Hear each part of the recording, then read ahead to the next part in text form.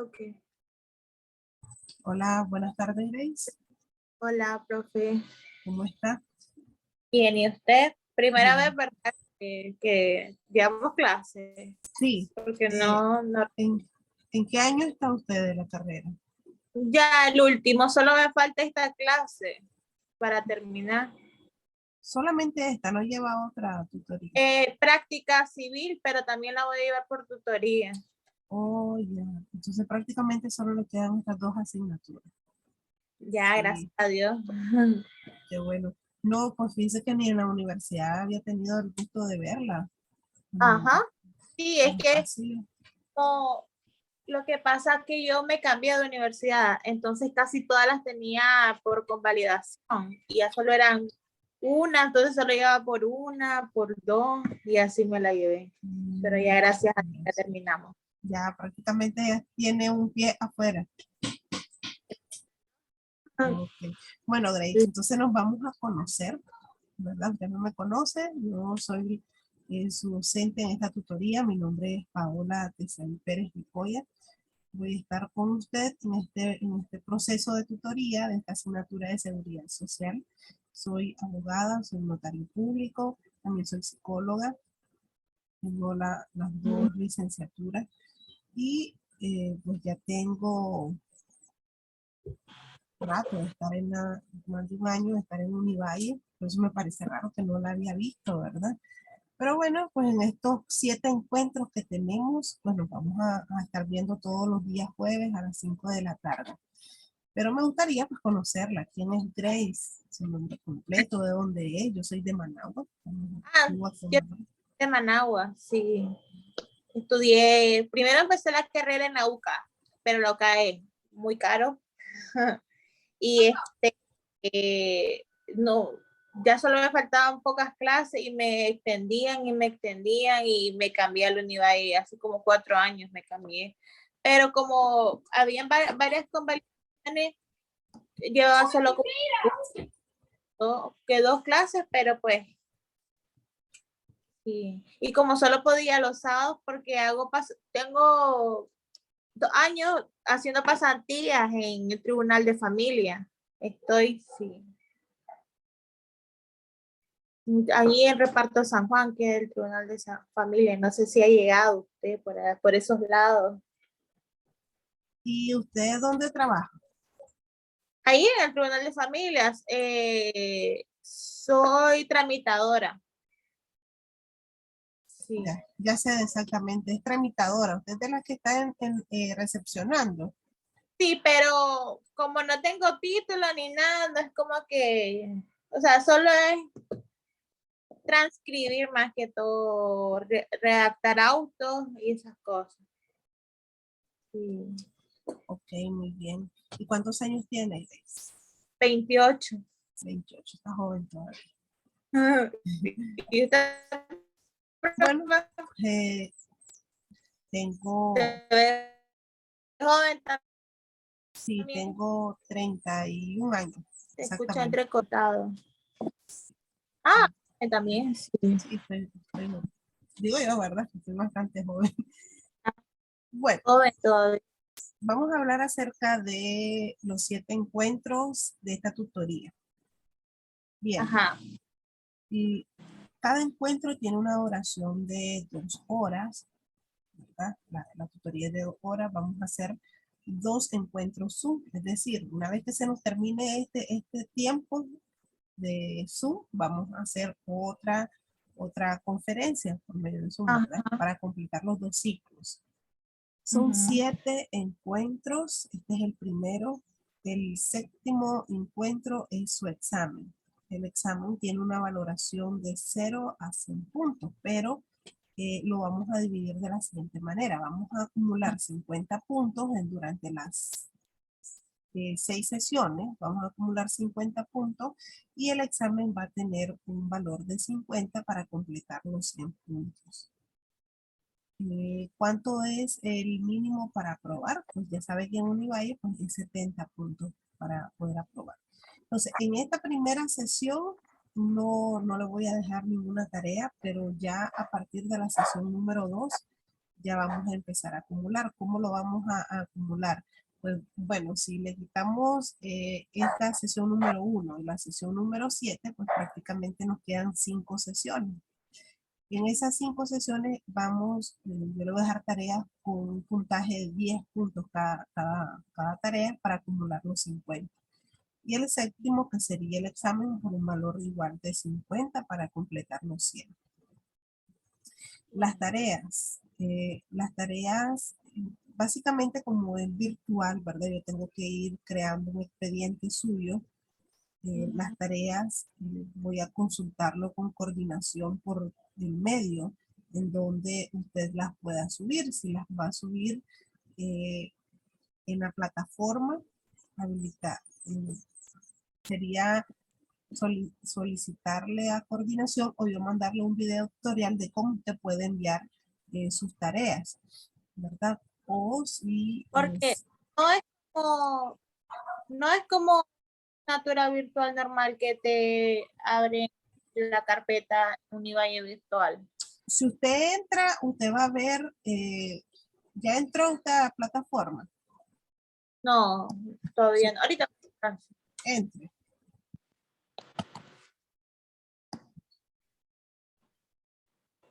Usted ahí va a ver en la asignación de documentos, ahí se le va a aparecer una carpeta. Está cargando.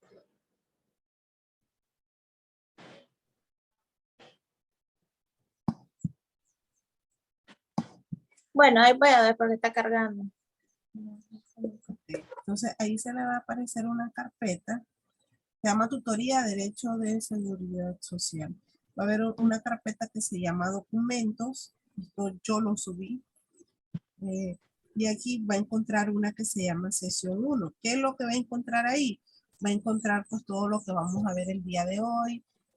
Una lectura que se llama Seguridad Social. La presentación con la que vamos a trabajar también. Hay un video complementario. Todo esto le va a servir para a la hora de hacer sus tareas y a la hora de el examen, porque el examen pues básicamente lo voy a sacar de las lecturas que yo les voy a ir subiendo cada semana en la plataforma. Entonces, con respecto a las tareas, yo voy a hablar con la coordinadora para ver cómo va a ser el medio por el cual usted me mande a mí las tareas, porque tengo que, como le dije, tengo que crear su expediente. Okay. No sé si hay alguna duda hasta el momento. No, solo ahorita intentando abrir la Univalle virtual, pero está como lento el sistema. O en mi computadora, no sé. Para que estemos, porque dice que puso un documento para la clase de hoy, para que estemos Sí. De todas maneras, el documento, la presentación que yo voy a darle ahorita está basado en ese documento. Entonces no hay ningún problema. O sea, usted ve ahorita la presentación, cualquier duda, cualquier consulta, usted me la hace al finalizarla o bien unos minutos antes de que acabe esta primera reunión. Okay. Bueno, vamos a empezar entonces a hablar acerca del derecho de la seguridad social.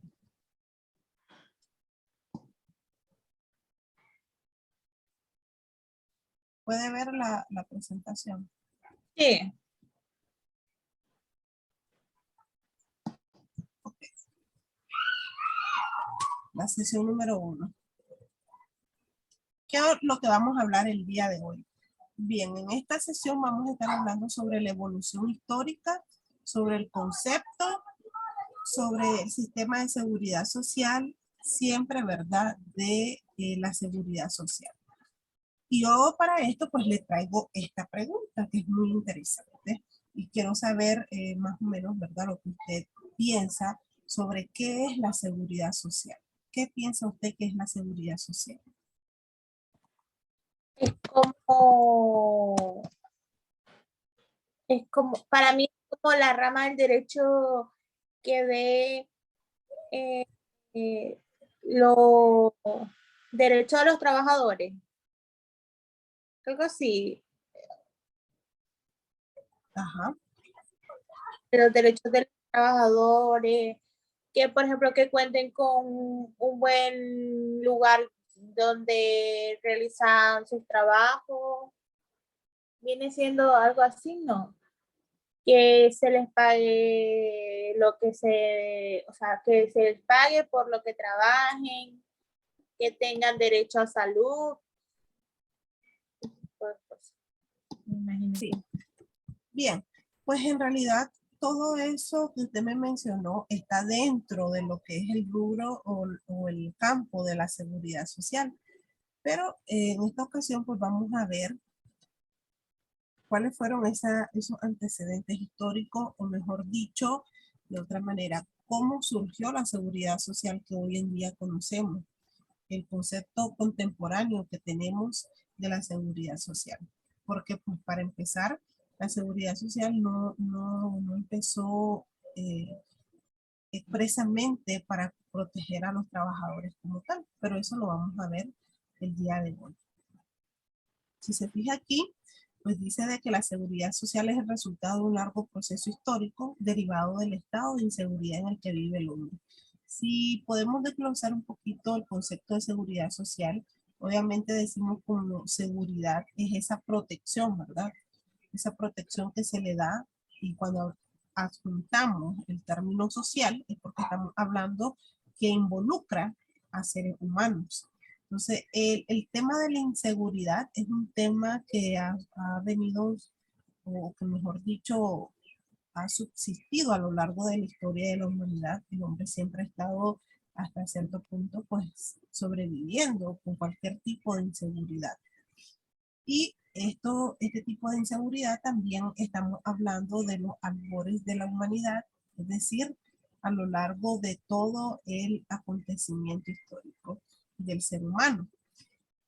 Y para esto, pues le hago alusión, por ejemplo, hablando ya desde tiempos remotos, lo que la religión a nosotros nos ha inculcado con respecto a la expulsión que tuvo Adán y Eva del paraíso terrenal. Y le pongo aquí este concepto, o mejor dicho, este versículo bíblico sobre Génesis. Dice, maldita sea la tierra por tu culpa. Con fatiga sacarás de ella tu alimento por todos los días de tu vida, le dijo Dios a Adán, ¿verdad? A la hora de que él fue expulsado de ese paraíso terrenal. Espinas y cardos te dará y comerás la hierba del campo. Con el sudor de tu frente comerás el pan hasta que vuelvas a la tierra, pues de ella fuiste sacado porque eres polvo y al polvo volverás. Este versículo bíblico pues, nos habla acerca del origen de la inseguridad y del sacrificio que iba a tener el hombre para poder procurar o obtener sus alimentos, ¿verdad? Estamos hablando sobre lo que es la seguridad social, pero quería hacer énfasis en esta parte de la inseguridad que se vio inmerso el hombre desde que fue desterrado, por decir así, del paraíso terrenal.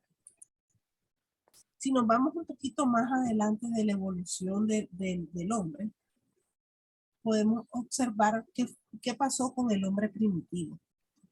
El hombre primitivo pues siempre estaba en una lucha permanente contra una tierra inhóspita que se vio acosado por ciertos fenómenos naturales, como por ejemplo los terremotos, por ejemplo las sequías, las inundaciones, los rayos, los truenos. Todo eso obviamente pues tuvo que satisfacer por instinto las necesidades más elementales, como por ejemplo la alimentación.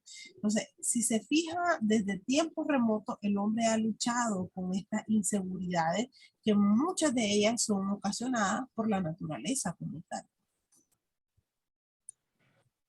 Entonces, el hombre, ¿qué es lo que pasa?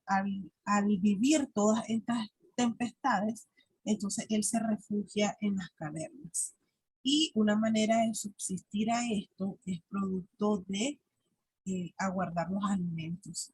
¿Para qué? Pues obviamente para preservarse de esas contingencias de la naturaleza en los tiempos de escasez. Entonces él busca la manera de cómo subsistir, y la mejor manera era cómo guardar los alimentos para cuando llegaran esos momentos difíciles. Posteriormente a esto, el hombre comienza lo que es la domesticación de algunos animales y es esa transición, ¿verdad? Cuando él comienza y descubre que él puede domesticar animales, entonces con el transcurso del tiempo, el hombre pasa de ser un cazador a ser un pastor, en este caso, pues un pastor de animales. Y el caso más ejemplo que podemos ver es el pastor de ovejas, ¿verdad? Que él comienza a, en este caso, pues a domesticar algunos animales.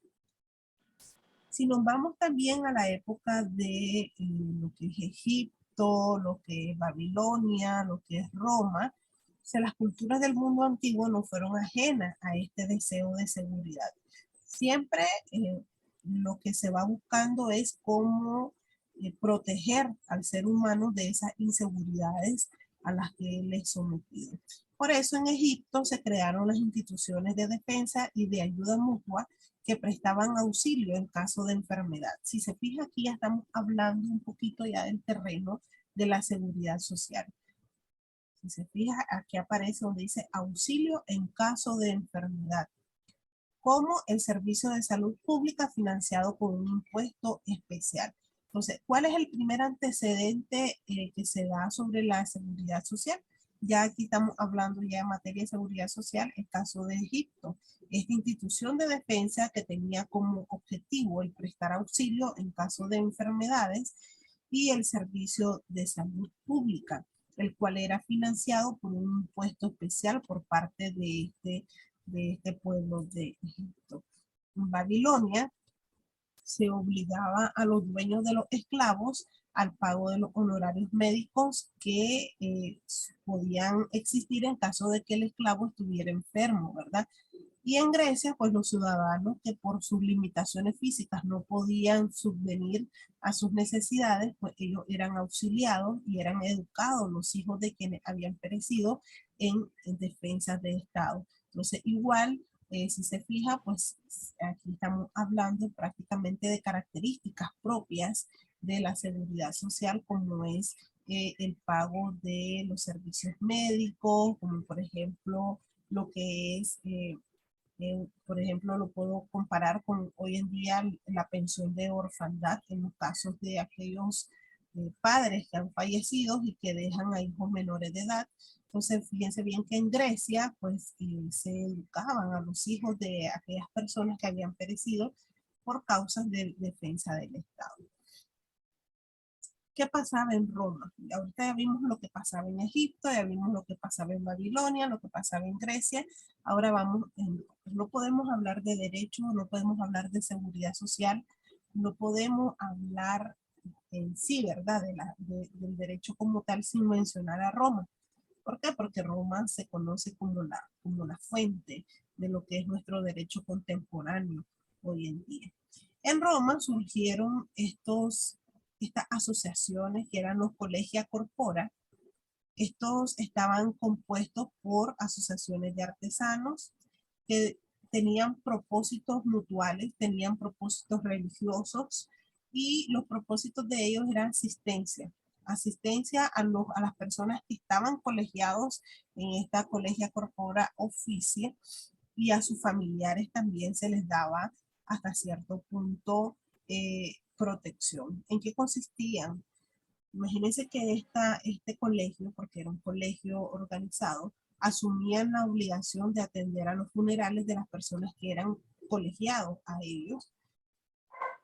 Esta asociación, porque tenía una característica de que era una asociación, estos subsistieron hasta la caída de Roma como resultado de las invasiones de los bárbaros. Recuerde de que, hablando un poquito de derecho romano, cómo fue la extinción de Roma. Básicamente la extinción de Roma se produjo por la invasión de los bárbaros y es ahí donde cae también esta figura de los colegios corpora.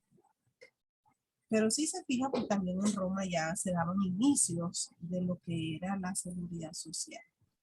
También estaba esta figura, ya hablando un poquito ya fuera de Roma, estamos hablando ya de Inglaterra, las guildas. ¿Qué eran las guildas?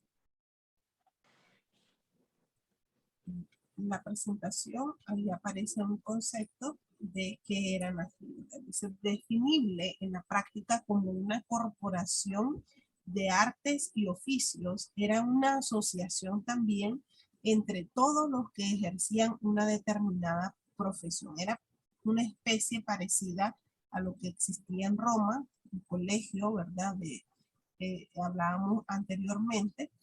Esta huilda consistía en una asociación basada en un espíritu de asistencia mutua entre los participantes, especialmente en la defensa de los miembros de una denominación religiosa o común. Estos fueron los primeros inicios sobre la seguridad social en la parte ya de Inglaterra, en la parte de Gran Bretaña, Escandinavia, y los pueblos hermanos, y específicamente esto sucedió en el siglo VII. Esto, las guildas podemos decir que son las primeras asociaciones de asistencia mutua. Ellos tenían un juramento, que el juramento consistía en ayudar, en socorrer en determinadas circunstancias a los enfermos que formaban parte de ellos, ¿verdad? De esas guildas. Bien, en los países del cercano y Medio Oriente florecieron lo que son los Waqo'of. ¿Quiénes eran estos? Igual, eran gentes piadosas, fundaciones piadosas, en cuya virtud el fundador y sus miembros dedicaban sus propiedades a Dios y afectaban sus rentas a los hombres menesterosos. Si se fija, pues igual daban asistencia médica, daban ayuda a los heridos, y en fin, era más que todo una fundación de piedad. Luego tenemos en el siglo VIII a Carlos Magno. Carlos Magno, ¿qué fue lo que hizo? Él dictaminó que cada parroquia debía sostener a sus pobres, a los viejos, a los enfermos que no tenían trabajo, a los huérfanos, y cuando no contaban con ayuda familiar, pues entonces en la parroquia se tenía que dar esta asistencia, digamos como asistencia social, asistencia humanitaria. Recuerde de que para este siglo pues todavía la religión tenía mucha introversión, por decirlo, acerca del derecho. Muchas de las cosas, muchas de las figuras jurídicas también se tenían que consultar con, en este caso, pues, con un sacerdote. Ya un poquito más hablando, no tan contemporáneo, ¿verdad? Pero sí ya para el año 1601, en Inglaterra, siempre hablando de Inglaterra, se estableció un impuesto obligatorio a nivel nacional. ¿Para qué? Para cubrir esta clase de asistencia parroquial. Y 2 siglos más tarde, lo que es Dinamarca y Suecia adoptan medidas similares para asegurar de esta manera la responsabilidad de la comunidad. Ya aquí estamos hablando siempre desde un aspecto entre privado y estatal, porque no podemos hablar de que la característica es meramente pública porque no está creada en un ordenamiento todavía, pero sí se habla de lo que es un impuesto obligatorio. Si estamos hablando de un impuesto obligatorio de manera nacional, entonces nos estamos refiriendo que también forma parte de lo que es el derecho público. Dice, la preocupación por la seguridad de una determinada colectividad también se hizo presente en las antiguas culturas americanas. Y aquí ya nos trasladamos del lado opuesto, ¿verdad? Del mundo, del lado de Inglaterra, y aterrizamos ya en nuestro continente americano. Y vamos a hablar acerca de un imperio que está ubicado en la parte de América del Sur. Específicamente se le denomina el imperio Tahuantinsuyo. Así se le llama. Tahuantinsuyo. El imperio Tahuantinsuyo. No sé si usted tiene información o ha escuchado hablar sobre los incas. Mínima. Mínima, ok, Sí. eso vamos a hablar. Los incas estuvieron situados en la parte de América del Sur, específicamente en Perú. Ajá. Entonces, si se fija, pues ya vamos aterrizando un poquito más en lo que es nuestro continente. Entonces, el imperio del Tuantinsuyo, los incas garantizaron a la totalidad de los seres humanos bajo su jurisdicción el derecho a la vida mediante la satisfacción plena de las necesidades físicas primordiales. ¿Cuáles eran esas necesidades físicas primordiales que protegían este imperio? Era la alimentación, el vestido, la vivienda, la salud, que equivalía a la supresión del hambre y la miseria causados por las desigualdades sociales y por los no previstos efectos destructores de la naturaleza, incontrolables por el hombre. Desde ese entonces han existido estos efectos destructores de la naturaleza, y en este imperio las personas que estaban bajo la jurisdicción de ellos tenían esta protección por parte del imperio Tuantinsuyo.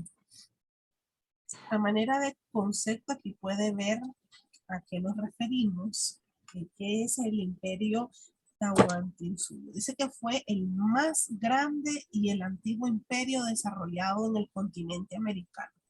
Tuvo como sede a la ciudad de Cusco, que la ciudad de Cusco le pertenece a lo que es Perú, ¿verdad? Entonces ahí era donde estaba localizado este imperio. Toda esta franja que está aquí. ¿Cómo o de qué manera este imperio ayudaba a los más necesitados, a los que estaban bajo su jurisdicción? Lo hacían a través de estos sobrantes. Los sobrantes del cultivo de las tierras de los incas eran depositados en las piruás. ¿Qué eran los piruás? Los piruás eran los graneros del Estado. Todo el sobrante que obviamente, ¿verdad? Valga la redundancia, lo que sobraba del cultivo de las tierras iba directamente para los piruás, es decir, a los graneros del Estado. Y esto pues era una manera de cubrir la escasez en los casos de sequías o en los casos de las calamidades públicas que mencionaba, efectos de la naturaleza. Así también servía para atender a los ancianos, para atender a las viudas, a los huérfanos. Todo esto estaba a cargo del Estado, en este caso pues del imperio, y no eran abandonados, a diferencia de cómo ocurría con otras culturas cercanas a él. Bien, ¿qué más podemos hablar de esto? Dice, en consecuencia de esta apretada síntesis se desprende que desde las épocas más remotas tuvieron presencia en diversas colectividades humanas la indigencia, la enfermedad, en general lo que ahora denominamos riesgo y contingencias sociales. O sea, estas dos palabritas, lo que estamos hablando de riesgo y contingencias sociales, si se fija, pues ha existido a lo largo de la historia de la humanidad. Y algo muy importante que ha pasado y que se puede observar es que de cierta manera siempre el Estado ha tratado de dar una solución de acuerdo pues a las posibilidades que ellos tengan por enfrentar estos riesgos y estas contingencias sociales. Por lo tanto, pues es satisfactorio comprobar que el fatalismo no fue una característica de estas comunidades antiguas, sino que ellos siempre han ideado esos mecanismos para poder atenuar los infortunios que siempre pues a lo largo de la historia de la humanidad han existido. Aquellos que son producidos por el hombre, tanto por aquellos que no son producidos por ellos, sino por la naturaleza. Entonces podemos decir que la formación de la seguridad social es el resultado de un prolongado proceso que se extiende desde los inicios del siglo pasado hasta la época presente. Bien.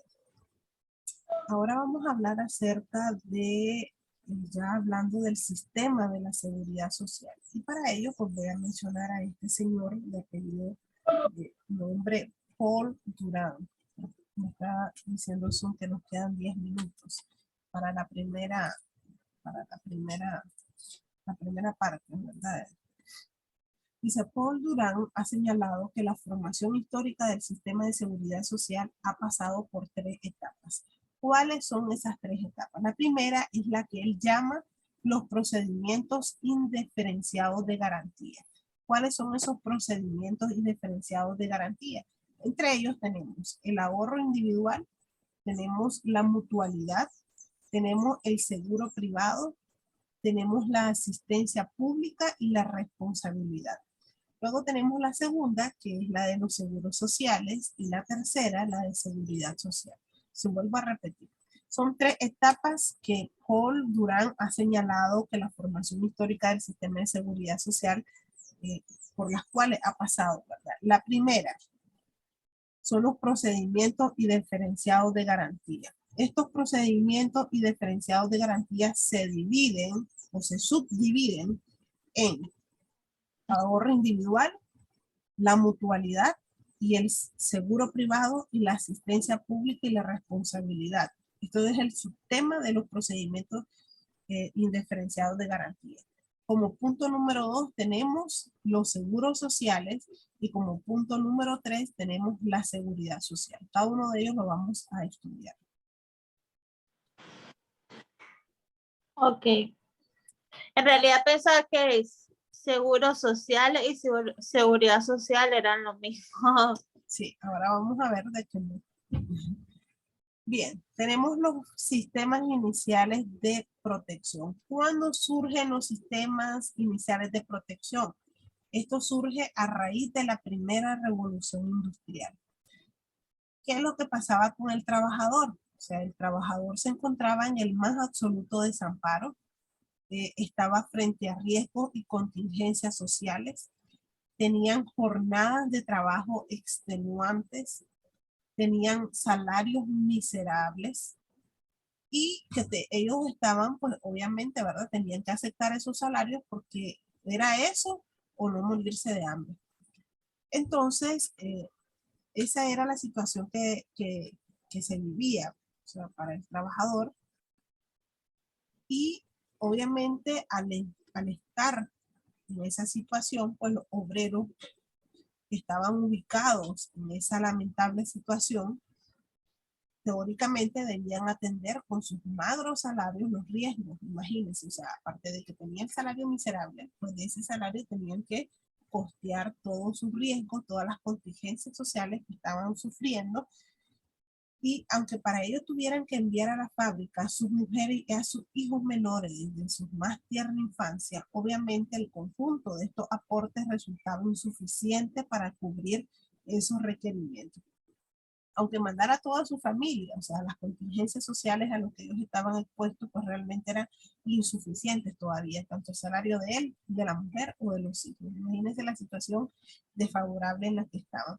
Y fue así, dice, como progresivamente surgieron los sistemas iniciales de protección, como el ahorro privado, como la mutualidad, como el seguro privado, la responsabilidad civil y la asistencia pública, que es lo que vamos a estar estudiando. ¿A qué nos referimos cuando decimos ahorro privado? Bueno, pues básicamente el ahorro privado no es tan difícil de comprender. Dice, como un medio de solventar necesidades futuras, nace el ahorro particular. Esto es cuando una persona reserva parte de su ingreso ordinario y renuncia a determinadas satisfacciones inmediatas.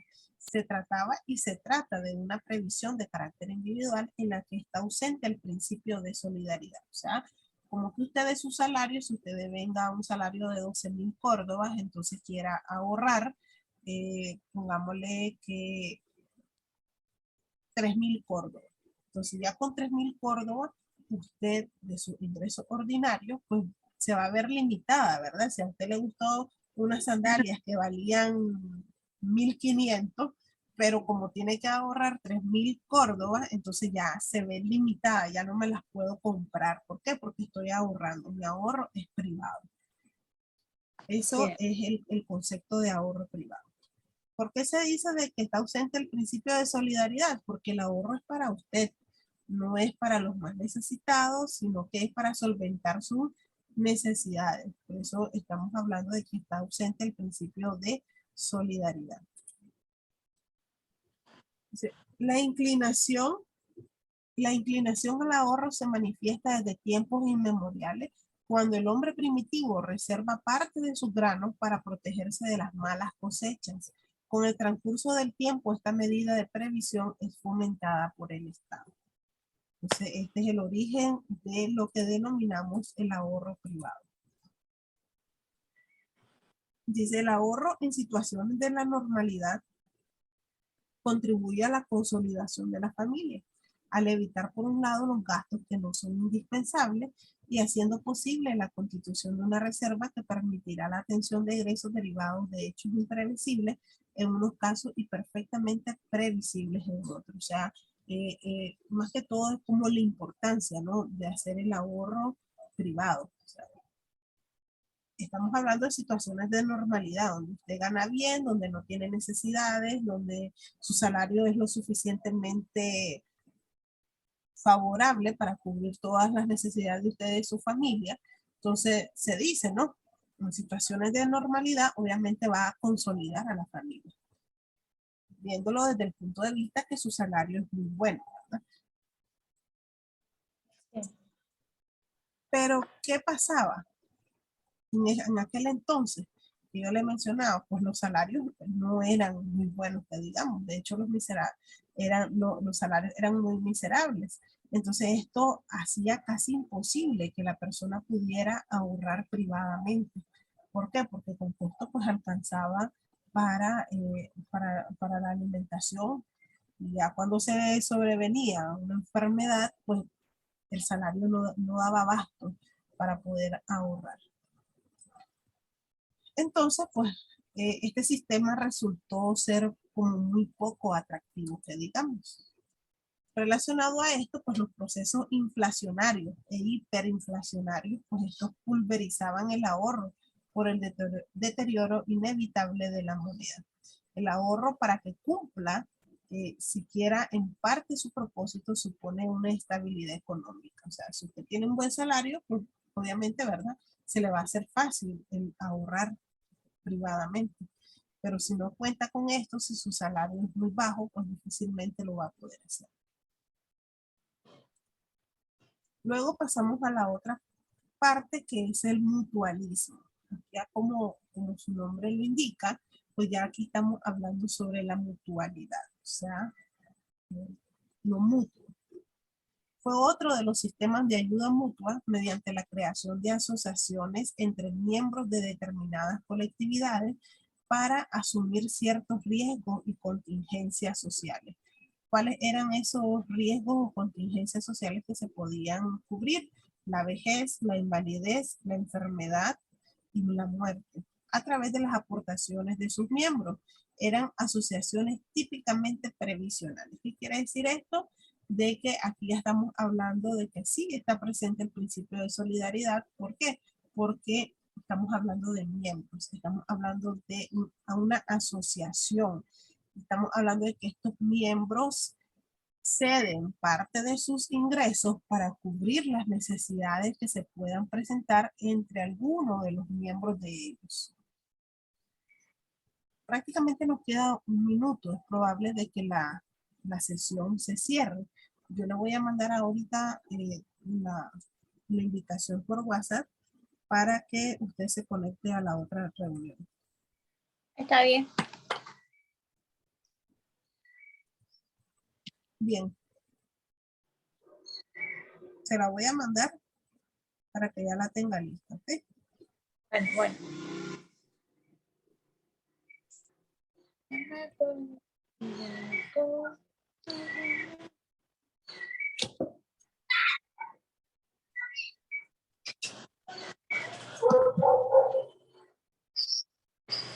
Queda un minuto aproximadamente, ya se va a cerrar.